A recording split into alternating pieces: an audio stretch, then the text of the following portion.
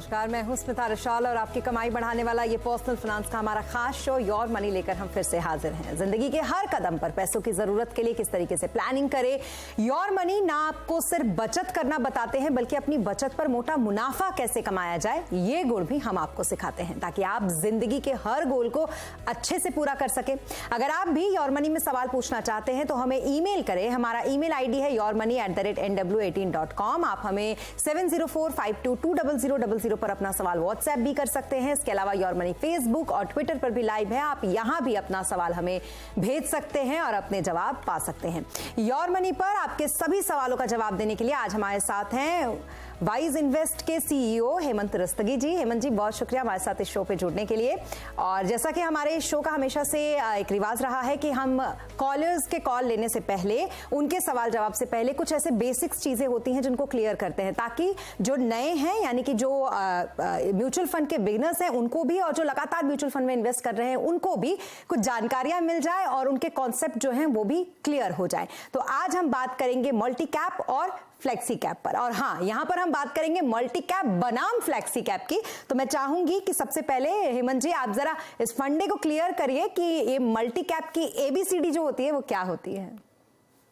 Ji, I think जब हम multi cap और फ्लेक्सी कैप फंड्स की बात करते हैं तो दोनों ही इक्विटी फंड्स की इंपॉर्टेंट कैटेगरी हैं। दोनों की जो ऑब्जेक्टिव है, जो स्ट्रेटेजी रहती है, वो मार्केट के तीनों सेगमेंट यानी लार्ज कैप, मिड कैप और स्मॉल कैप में इन्वेस्ट करने की होती है। लेकिन दोनों की जो स्ट्रेटेजी है और जो फिलॉसफी है और जो सेबी के जो डेफिनेशंस हैं वो थोड़े अलग है।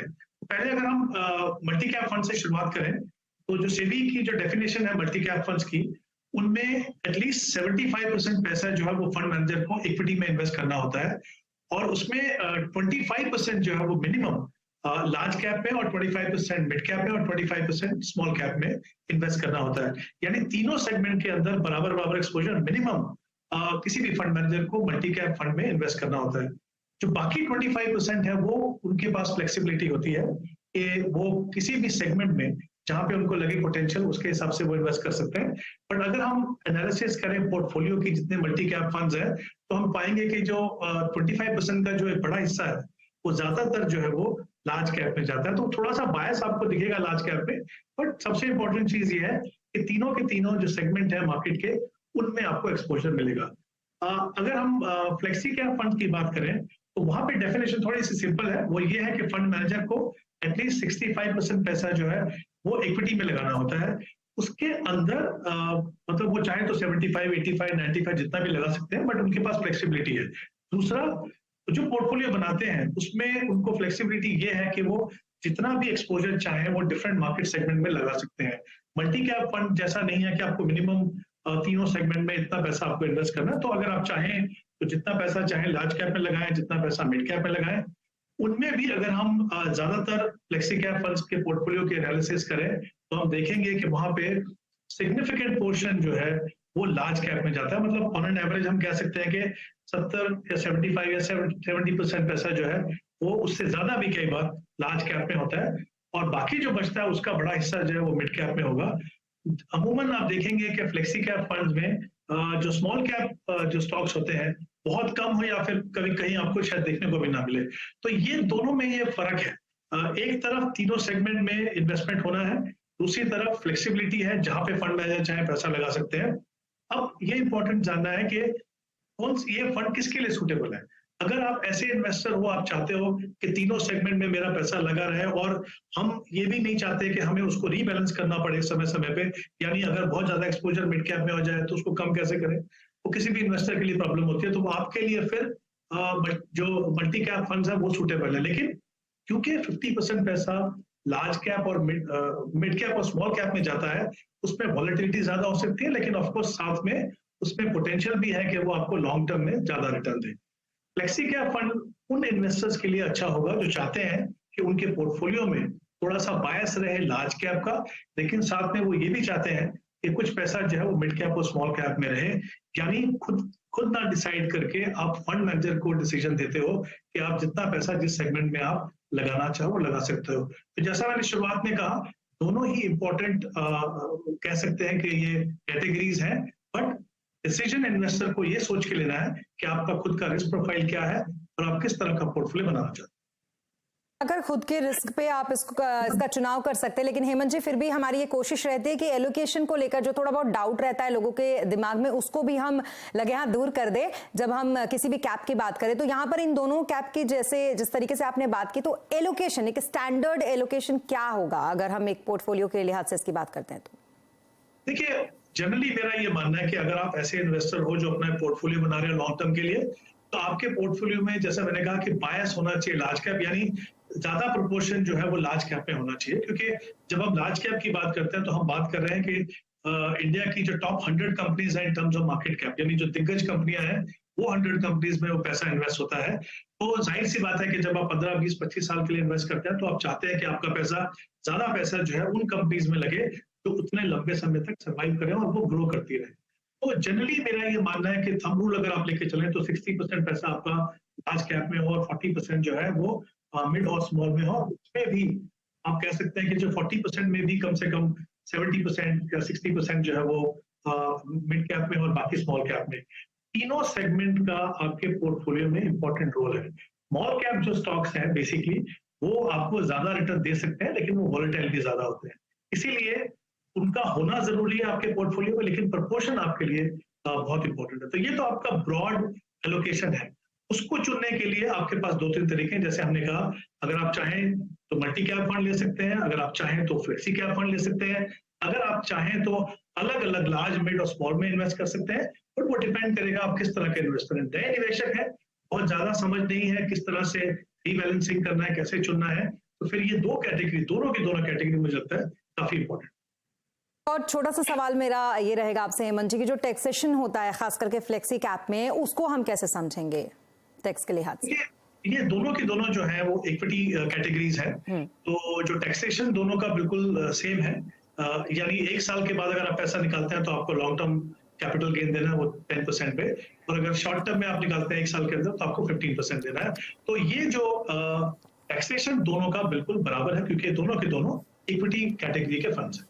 जी, तो कुल मिलाकर ये दोनों ही फंड्स आपके लिए अच्छे हैं, लेकिन हाँ, आपके अपने अकॉर्डिंग कि आप कितना रिस्क लेना चाहते हैं, आप कितना एलोकेशन करना चाहते हैं और आप कितना चाहते हैं आगे इससे मुनाफा कमाना, वो सब कुछ आप पे डिपेंड करता है। लेकिन हाँ, दोनों ही फंड्स के अपने अपने फायदे जो यहाँ पर समझाया हमें हेमंत जी ने। अब चलिए सवाल जवाब का सिलसिला शुरू करते हैं। सबसे पहले हमारे साथ हमारे कॉलर जुड़ चुके हैं सुनील आर्या। सुनील आर्या जी, पूछे अपना सवाल।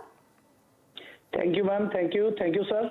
सर, मेरा सवाल ये है कि मेरी बेटी का प्रोफाइल, एक जो पोर्टफोलियो है वो मैंने आपको भेजा हुआ है, इसको मैं ही रन करता हूँ, ठीक है। 15 ईयर का मेरा इसमें जो है टाइम हॉरिजन है, और लगभग 15,000 का ही मेरा इसमें SIP है। 5 फंड मेरे पास हैं, मोतीलाल ओसवाल मिड कैप और Nippon India small cap, UTI flexi cap and ICI value discovery, इसमें 5,000 है, ICI इंफ्रा 2,500, बाकी सब में 2,500 का SIP है, बस ICI वैल्यू डिस्कवरी में मेरा 5,000 है। तो मैं ये जानना चाह रहा था सर, 15 ईयर्स बाद मेरे पास कितना कॉर्पस इकट्ठा हो जाएगा, और मेरा जो टारगेट है वो 2 करोड़ का है, तो क्या मुझे इसमें एडिशनल करना पड़ेगा या क्या करना पड़ेगा, और यदि इसमें कोई फंड भी चेंज करना है तो please advise me. Okay, Sunil ji बहुत ही स्मार्ट इन्वेस्टर हैं हेमंत जी, और बड़े सिलसिलेवार ढंग से इन्होंने इन्वेस्ट कर रखा है। अभी फिलहाल इन्होंने अपनी बेटी का जो ये पोर्टफोलियो आप देख रहे हैं, दरअसल इनकी बेटी का पोर्टफोलियो है, और उसी के लिहाज से इन्होंने सवाल भी पूछा है, जिसमें 15,000 की SIP ये करते हैं, जिसका वैल्यूएशन 5,16,000 से ज्यादा अब तक हो चुका है, और 15 साल के लिए 2 करोड़ का इनका टारगेट है। पोर्टफोलियो का रिव्यू कराना चाहते हैं अपने, इन्होंने पोर्टफोलियो के बारे में बताया भी। ICICI Pru value discovery fund है इनके पास, ICICI प्रो फंड है इनके पास, Nippon India small cap fund है, Motilal Oswal mid cap fund है, और UTI फ्लेक्सी कैप फंड है। 2500 का एलोकेशन और एक पे 5,000 का एलोकेशन। क्या कुछ सलाह रहेगी इनको आपकी? आई थिंक आपने बिल्कुल सही कहा, काफी क्लैरिटी है इनके पोर्टफोलियो में दिख रहा है, गोल्स को काफी अच्छे से उन्होंने एक्सप्लेन किया है, फंड अच्छे चुने हैं। पहले तो मैं शुरुआत करता हूँ इनका जो टारगेट है उसको पूरा करने के लिए क्या करना होगा। अभी जो करंट इन्वेस्टमेंट है सुन लीजिए आपकी 15,000, और आपका जो पोर्टफोलियो है वो करीब 5 लाख का है इस समय पे। उसको अगर आप कंटिन्यू करते हैं 15 साल तक, क्योंकि इक्विटी में इन्वेस्ट कर रहे हैं, मैं एज्यूम करके चल रहा हूँ कि अगर आप 12% का एनुअलाइज रिटर्न लेते हैं तो करीब 1 करोड़ का कॉर्पस आप बना पाएंगे। आपका टारगेट जो है वो 2 करोड़ का है, तो आपको यहाँ पे एडिशनल इन्वेस्टमेंट करने की जरूरत होगी, करीब 20,000 रुपये आपको और ऐड करने होंगे। और कोशिश कीजिए अगर आप टारगेट पूरा करना चाहते हैं इतने समय में तो आपको जितना जल्दी हो सके अपने SIP को बढ़ाना होगा। दूसरा, अगर हम फंड्स की बात करें तो मुझे लगता है ब्रॉडली आपका फंड आपने काफी अच्छा बनाया है।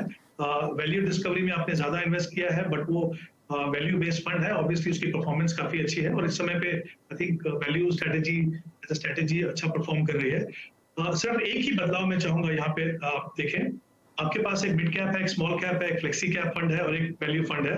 साथ में आपने एक इंफ्रा फंड में किया। हालांकि इंफ्रास्ट्रक्चर फंड्स ने पिछले कुछ 2 सालों में अच्छा परफॉर्म किया, लेकिन क्योंकि वो बाय नेचर जो है वॉलेटाइल हो सकते हैं और आपके पास ऑलरेडी एक मिड कैप और स्मॉल कैप फंड है, तो मेरा ये मानना है कि अगर आप उसको डिसकंटिन्यू करके यूटीआई फ्लेक्सी कैप में वो 2500 ऐड करें तो वो मुझे लगता है लॉन्ग टर्म में बेहतर होगा। यहाँ पे ये भी कहना चाहूंगा कि यूटीआई फ्लेक्सी कैप की परफॉर्मेंस पिछले 15 या 18 महीने में इतनी अच्छी नहीं रही है, क्योंकि ग्रोथ स्टॉक की परफॉर्मेंस जो है वो थोड़ी सबड्यूड है। मुझे लगता है जैसे जैसे इंटरेस्ट रेट हम देखेंगे नीचे आएगा, जैसे जैसे हम इन्फ्लेशन को कंट्रोल में देखेंगे, तो ये जो ग्रोथ स्टॉक्स हैं ये फिर से परफॉर्म करेंगे। तो मुझे लगता है कि इस समय पे जो आप इन्वेस्टमेंट करोगे ऐसे फंड्स में उसका आपको फायदा होगा। तो एक ही बदलाव मैं चाहता हूँ आपके अपने पोर्टफोलियो में, बाकी जैसा मैंने कहा SIP का अमाउंट बढ़ाना। जी, तो कुल मिलाकर सुनील जी मुझे लगता है आप समझ गए होंगे कि SIP अमाउंट तो आपको बढ़ाना पड़ेगा। 15,000 के बदले आप 35,000 की अगर SIP करते हैं तो आप बहुत जल्द अपने जो आपका टारगेट है उसको हासिल कर लेंगे और ICICI प्रो इंफ्रास्ट्रक्चर का जो फंड है उससे बाहर निकलने की सलाह आपको दी गई है। इसके अलावा जो थीमेटिक फंड्स हैं पोर्टफोलियो में उससे भी आप बाहर निकलिए। इसके अलावा यूटीआई फ्लेक्सी कैप फंड की सलाह आपको दी गई है जिसमें आप निवेश कर सकते हैं। चलिए आगे बढ़ते हैं। दूसरी कॉलर हमारे साथ है शिवानी, 23 साल की हैं शिवानी, और बड़ा अच्छा लगता है जब इस तरीके से किसी महिला या यूं कहें कि किसी ऐसी बच्ची का इन्वेस्टमेंट की प्लानिंग के लिए जब वो कॉल करते हैं। तो क्या कुछ सवाल है आपका शिवानी, बताएं। जी थैंक यू मैम। तो अभी मेरा जो प्रेजेंट इन्वेस्टमेंट है म्यूचुअल फंड में वो है नवी निफ्टी 50, उसमें 5,000 रुपए। नवी निफ्टी नेक्स्ट 50 इंडेक्स में 6,000 है। PGIM फ्लेक्सी कैप में 5,000 और SBI फ्लेक्सी कैप में 7,000 है। तो आई एम एमिंग कि नेक्स्ट 15 years में I wanted to understand if this SIP fund is good to achieve 1 crore in the next 15 years। Okay, तो हेमंत जी शिवानी 23 साल की हैं, 15 साल में इनको 1 करोड़ का टारगेट है इनका। बड़ा ही अच्छा इन्होंने गोल सेट अपने लिए कर रखा है और 23,000 की SIP अभी ये करती हैं, 10,000 के अतिरिक्त SIP ये कर सकती हैं और उसी के लिए फंड भी इन्होंने मांगा है कि कौन से फंड में इसको निवेश करें। और जैसा कि इनका पोर्टफोलियो इन्होंने खुद आपको बताया कि कौन कौन से फंड्स हैं इनके पोर्टफोलियो में, तो क्या कुछ सलाह रहेगी आपको इनकी? जी, सबसे पहले तो मैं कहना चाहूंगा शिवानी को कि बहुत ही अच्छा प्रोसेस है, बहुत ही सही समय पे आपने अपना इन्वेस्टमेंट प्रोसेस शुरू किया है। उसका सबसे बड़ा फायदा क्या होता है, जब आप यंग एज में पोर्टफोलियो बनाते हो तो जो भी आपके डर या जो भी आपके जो परसेप्शन इश्यू होते हैं वो काफी हद तक उसको आप टैकल कर पाते हो और एक काफी मैच्योर इन्वेस्टर बन पाते हो। तो आई थिंक अगर इनकी इन्वेस्टमेंट में देखो 23,000 रुपीज पर मंथ जो इन्वेस्ट कर रहे हैं, 15 साल का इनके पास समय है। अगर ये अपना इन्वेस्टमेंट प्रोसेस अनइंटरप्टेडली कंटिन्यू करते हैं 15 साल, तो ये करीब 1.5 करोड़ 1 crore 50 लाख का कॉर्पस बना पाएंगे। शायद इनका टारगेट 1 करोड़ है, उससे ज्यादा डेफिनेटली कॉर्पस इनके पास बनेगा। और जैसा इन्होंने कहा कि 10,000 रुपए अगर ये और ऐड करना चाहते हैं SIP में, तो फिर इनका जो कॉर्पस है वो करीब करीब 2 करोड़ 20 लाख का बनेगा। तो टारगेट पूरा करने में मुझे लगता है नहीं कुछ प्रॉब्लम है। बस ऑफकोर्स इंपॉर्टेंट चीज ये रहेगी कि आप अनइंटरप्टेडली अपने पोर्टफोलियो को कंटिन्यू करें। अब अगर हम इन्वेस्टमेंट इनका जो पोर्टफोलियो है उसको एनालाइज करें, इनके पास 2 इंडेक्स फंड है जैसा इन्होंने कहा, नवी का जो निफ्टी 50 और नेक्स्ट 50। मेरा ये मानना है कि एक इंडेक्स फंड आप रखिए अपने पास और जो नेक्स्ट 50 वाला जो है, क्योंकि अब जब आप दोनों इंडेक्स फंड ऐसे इसमें इन्वेस्ट करते हो सेम अमाउंट, तो आप प्रैक्टिकली तो पूरे 100 स्टॉक है लार्ज कैप के, उनमें आप इन्वेस्ट करते हो। तो मुझे लगता है कि वो बहुत एक अच्छा आइडिया है। उसकी जगह में अगर आप एक large and mid cap fund next 50 की जगह में, जैसे कोटक इक्विटी अपॉर्चुनिटी, वो अगर अपने पोर्टफोलियो में शामिल करें तो मुझे लगता है आपको ज्यादा बेहतर रिटर्न मिल सकते हैं over a period of time. दूसरा, आपके पास 2 फ्लेक्सी कैप फंड है। हमने जैसे बात की शो के शुरुआत में कि जो फ्लेक्सी कैप फंड्स हैं उनमें बायस जो है ज्यादा वो लार्ज कैप पे रहता है, तो कहीं ना कहीं आपका जो पोर्टफोलियो है वो लार्ज कैप हैवी हो जाता है। तो उसमें भी मुझे लगता है बहुत इंपॉर्टेंट कैटेगरी, जैसे मैंने कहा अभी large and mid cap category, वहां पे एक और फंड है PGIM फ्लेक्सी कैप की जगह अगर आप ICICI large and mid cap में अगर आप इन्वेस्ट करें तो मुझे लगता है कि वो काफी बेहतर रहेगा आपके लिए।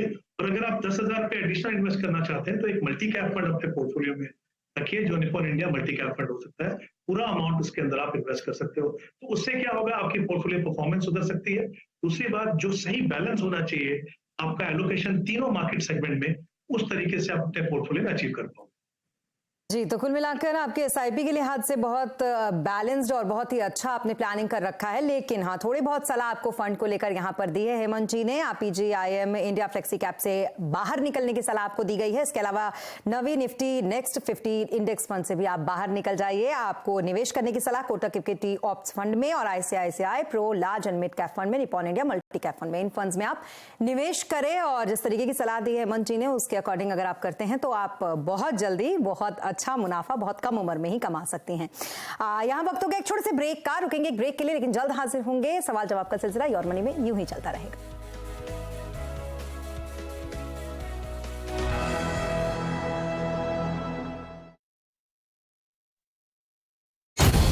भारतीय अर्थव्यवस्था और रोजगार के अवसर में MSME के योगदान पर खास चर्चा, और जानिए देश भर से आए वो कौन कौन से MSMEs हैं जिन्होंने जीता सर्वश्रेष्ठ होने का खिताब। Symphony presents thinkers of tomorrow grand finale in partnership with news 18 network, सिर्फ CNBC आवाज पर।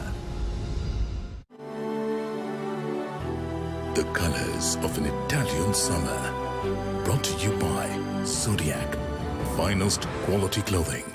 गैलेंट एडवांस TMT सरिया, इसकी ताकत बने घर की ढाल और इसकी फ्लेक्सिबिलिटी रखे घर को सॉलिड सालों साल। गैलेंट एडवांस TMT सरिया, निर्माण का real hero. Vocal for local का नारा अब एक ही लक्ष्य हमारा, आत्मनिर्भर बन जाने को अपनाएंगे। आज ही MSME Z सर्टिफिकेशन में रजिस्टर करें। बुलियन डिलीवरी, अब बेस्ट डिलीवरी सेंटर से आपके घर तक। अधिक जानकारी के लिए हमें info@mcxindia.com पर लिखें। बैकपैक में भर के ख्वाबों का दम, बढ़ते कदम को देके रिदम, थकते फिसलते संभलते बढ़ते चले हम ठंडी हवा से लड़ते। यार आज फिर से लाइट नहीं है, ऐसे में हमारी ट्रेनिंग कैसे होगी यार? ट्रेनिंग तो जरूर होगी। एकेडमी का लाइट तो सोलर पावर से ऑन हो गया, अब अपनी पावर ऑन करें।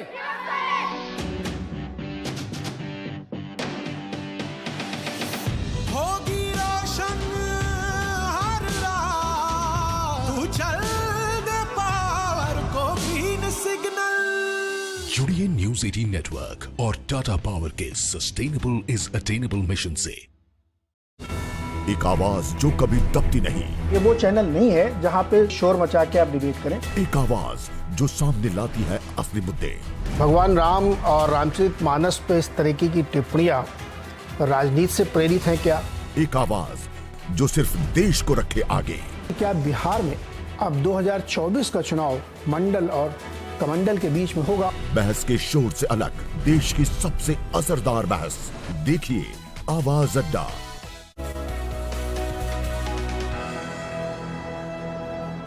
ब्रेक के बाद एक बार फिर आपका स्वागत है। आप देख रहे हैं योर मनी, पर्सनल फाइनेंस से जुड़ा हमारा ये शो, जहां हम देते हैं आपके हर सवाल का जवाब। और आज आपके हर सवाल का जवाब देने के लिए हमारे साथ है Hemant Rastogi.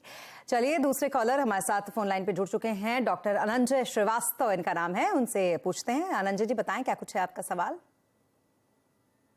Good evening ma'am. Good evening. मैं डॉक्टर अनंजय बोल रहा हूँ। मैं मेरी SIP चल रही है, मैंने डिटेल आपको भेज दिया है। और अभी मेरे करंट पोर्टफोलियो का वैल्यू 3 CR करीब में है। और मेरा टारगेट है, गोल है at the age of retirement अभी से 12 इयर्स के बाद 10 CR का। और बीच में बच्चे की एजुकेशन के लिए एक 50 लाख चाहिए था और एक 75 लाख चाहिए था। अब मेरा पोर्टफोलियो रिव्यू कर लिया जाए कि पोर्टफोलियो ठीक है कि कुछ उसमें सुधार की जरूरत है। जी, अभी करीब 152 लाख 1.52 का अभी चल रहा है, SIP चल रहा है मेरा। और कुछ लमसम इन्वेस्टमेंट भी है मेरा, जो मैंने आपको डिटेल शेयर किया है मैम। जी, तो हेमंत जी, बहुत ही अच्छा खासा इन्वेस्टमेंट इन्होंने कर रखा है म्यूचुअल फंड में। अगर मैं आपको डिटेल में पढ़ के बताऊं इनके इन्वेस्टमेंट के बारे में, तो SIP इनकी 1,60,000 की SIP है महीने की। इसके अलावा लमसम अमाउंट इनका लगभग 1 करोड़ 4 लाख के आसपास का एक मुश्त इन्होंने निवेश कर रखा है। पोर्टफोलियो की वैल्यू 3 करोड़ हो गई है, आपको इन्होंने बताया ही। टारगेट 3 रखे हैं इन्होंने। 2025 का एक टारगेट है जिसमें इनको हर साल 17 लाख रुपए इनको चाहिए 2025 से। उसके बाद 2027 में इनको 75 लाख रुपए चाहिए और 2035 में 10 करोड़ का इनका मेन टारगेट है। इसके अलावा इनका जो पोर्टफोलियो है, Mirae asset emerging blue chip fund है 15,000 के एलोकेशन के साथ, कोटक इमर्जिंग फंड है 15,000 के एलोकेशन के साथ, एसबीआई स्मॉल कैप फंड है, एसबीआई कॉन्ट्रा फंड है 15,000 का एलोकेशन इसमें। इसके अलावा Parag Parikh flexi cap fund है, कैनरा डिबेको स्मॉल कैप फंड है, Mirae asset large cap fund है, एचडीएफसी इंडेक्स फंड है। 40,000, 10,000, 15,000, 25,000 ये तमाम एलोकेशंस अनंजय जी के। हाँ, ICC pro Nasdaq 100 index fund भी इनके पास है और SBI magnum equity ESG fund भी इनके पास है 5-5 हजार का। और एक मुश्त तो फिर है ही, ICICI Pru India opp fund है, एचडीएफसी बैलेंस एडवांस फंड है, यूटीआई फ्लेक्सी फंड। और एलोकेशन आप देखेंगे इनके जो लमसम जितने भी फंड्स हैं 26 लाख, 8 लाख, 6 लाख, तो अच्छा खासा, कहने का मतलब यह है कि एक अच्छा खासा इन्होंने इन्वेस्टमेंट म्यूचुअल फंड में कर रखा है। और फिर ये चाहते हैं कि जो टारगेट है इनका 10 करोड़, वो कैसे ये हासिल कर पाएंगे, उस पे आप इनको अपनी सलाह दे। तो क्या कुछ सलाह रहेगी आपकी इनको? जी बिल्कुल, आई थिंक इनकी जो इन्वेस्टमेंट है, जो म्यूचुअल फंड की जो इन्वेस्टमेंट है वो पूरी इक्विटी फंड्स में है। उसके अलावा ऑब्वियसली उनके पास और भी इन्वेस्टमेंट है, जैसा उन्होंने कहा कि पीपीएफ में इन्वेस्टमेंट है, एनपीएस में इन्वेस्टमेंट है। तो एक अच्छा पोर्टफोलियो बना है। और सबसे इंपॉर्टेंट चीज ये है कि यहाँ पे एक मिक्स है, लमसम इन्वेस्टमेंट भी हुआ है और एसआईपी भी इन्वेस्टमेंट हुआ है। तो आई थिंक दोनों का मिक्स मेरा हमेशा ये मानना है कि लॉन्ग टर्म में आपको एक अच्छा रिटर्न देता है। तो स्ट्रेटेजी के पॉइंट ऑफ व्यू से जो पोर्टफोलियो बनाया है वो काफी अच्छा बनाया है। अब हम इनकी गोल्स की बात करते हैं तो सबसे पहले मैं इनका गोल लेता हूँ, दूसरा गोल जो है, जहां पे इन्होंने कहा कि इनको 75 लाख रुपीज चाहिए बच्चे के एजुकेशन के लिए 4 साल के बाद। तो बेसिकली क्या होता है कि जब आप एक गोल बेस्ड इन्वेस्टमेंट प्रोसेस को फॉलो करते हैं तो आपको क्या करना चाहिए, कुछ फंड्स को अपने हर गोल के साथ अलाइन करना चाहिए ताकि आप उसको मॉनिटर कर सकें और देख सकें कि किस हद तक अपने आप जो कॉर्पस जो आपने अचीव करना है वहां तक पहुंच पाएंगे। तो इस पर्टिकुलर गोल की अगर मैं शुरुआत करूं यहाँ पे, तो 3 फंड है इनके पास जहां पे उन्होंने लमसम इन्वेस्टमेंट किया है, जैसे कोटक फ्लेक्सी कैप फंड है, ICICI Pru large and mid cap और एचडीएफसी बैलेंस एडवांटेज। ये तीनों फंड अगर आप इस गोल को अलाइन करें, 4 साल तक इनको ग्रो करने दें, तो जो 75 लाख आपको चाहिए वो वहां से मिल जाएगा। तो एक गोल तो आप पूरा वहां से अचीव कर पाएंगे। इसके अलावा इन्होंने कहा है कि अपनी रिटायरमेंट के लिए करीब इनको 10 करोड़ चाहिए, 12 साल का करीब समय है इनके पास। वहां पे अगर हम यहाँ से लेके आगे जो इनकी एसआईपी है 1,60,000 की, वो उसको अगर हम कंसीडर करें और साथ में ये जो 3 फंड्स का पैसा निकाल के हमने क्योंकि दूसरे गोल के लिए अलाइन किया, तो बाकी जो वैल्यूएशन बची पोर्टफोलियो की वो है करीब 2 करोड़ 40 लाख। ये दोनों अगर अगले 12 साल तक 12% के हिसाब से ग्रो करें तो करीब 14 करोड़ का कॉर्पस ये बना पाएंगे। इनका टारगेट जो है वो 10 करोड़ का है। और जैसा मैंने पहले भी कहा कि इनकी जो बाकी इन्वेस्टमेंट है, जाहिर सी बात है वो भी उनके पोर्टफोलियो में ऐड होंगी। तो मुझे लगता नहीं कि जो दोनों इंपॉर्टेंट गोल है इनके, उसको अचीव करने में कोई प्रॉब्लम होगी। इंपॉर्टेंट है, जैसे मैंने पहले भी कहा एक क्वेरी के आंसर में, कि आपको इंश्योर करना पड़ेगा कि आप इस प्रोसेस को अनइंटरप्टेडली कंटिन्यू करें। तीसरा गोल जो आपने कहा कि 17 लाख रुपए आपको चाहिए 2 साल हर साल, तो वो जैसा मैंने कहा कि आपके पास जो बाकी पैसा बचता है रिटायरमेंट कॉर्पस के लिए, उसमें काफी स्कोप है। उसमें से कहीं से भी आप 35 लाख रुपए निकाल के उसको आप यूज कर सकते हैं। तो तीनों गोल जो भी आपने टाइम हॉराइजन डिफाइन किया है उसके हिसाब से आप अचीव कर पाएंगे। तो जहां तक गोल अचीव करने का सवाल है, इसमें प्रॉब्लम नहीं है। पोर्टफोलियो को थोड़ा कंसोलिडेशन करने की जरूरत है। काफी सारे फंड है और शायद रेपुटेशन भी है, तो उसको थोड़ा सा अगर आप करेंगे तो उससे फायदा क्या होता है, एक तो परफॉर्मेंस सुधरती है और दूसरा जो है जो रिस्क रिवॉर्ड के बीच में जो बैलेंस है वो भी अच्छा आता है। तो शुरुआत करते हैं, जैसे मेरा ही एसेट लार्ज कैप है आपके पास, तो मुझे लगता है वो फंड डेफिनेटली स्लो डाउन हुआ है। उसके सामने अगर आपको उसी कैटेगरी का फंड चाहिए तो Nippon India large cap fund देखिए, वो काफी अच्छा परफॉर्म कर रहा है, उसका अच्छा क्वालिटी पोर्टफोलियो है, तो वो आपके पोर्टफोलियो को इंप्रूव करने में थोड़ा सा मदद करेगा। दूसरा, स्मॉल कैप फंड में आपके पास 2-3 फंड है। तो जैसे आपके पास एक फंड है कैनरा डिबेको स्मॉल कैप, और आपने निपॉन इंडिया स्मॉल कैप में भी एक लमसम इन्वेस्टमेंट किया है। तो मेरा ये मानना है कि दोनों में से एक फंड को रखिए, आप निपॉन इंडिया स्मॉल कैप का जो फंड है उसको रखिए, और जो एसआईपी आप कैनरा डिबेको स्मॉल कैप में कर रहे हैं वो इस फंड में कीजिए। तीसरा, एसबीआई ईएसजी फंड में जो आप अपनी एसआईपी कर रहे हैं उसको अगर आप कोटक इमर्जिंग में ऐड कर देंगे तो फंड भी थोड़े कम होंगे और जिस तरह का एलोकेशन डिफरेंट सेगमेंट्स को मिलना चाहिए वो मिलेगा। लमसम की अगर आप बात करें तो आपके पास एक फंड है टाटा बिजनेस साइकिल फंड, वो मैं रिकमेंड करूंगा कि आप उसको डिसकंटिन्यू करें, और SBI कॉन्ट्रा यहाँ पे आप SIP कर रहे हैं उसके अंदर आप ऐड कर दीजिए। तो ये 3-4 बदलाव अगर आप करते हैं तो मुझे लगता है शायद आपके पोर्टफोलियो के लिए अच्छा रहेगा।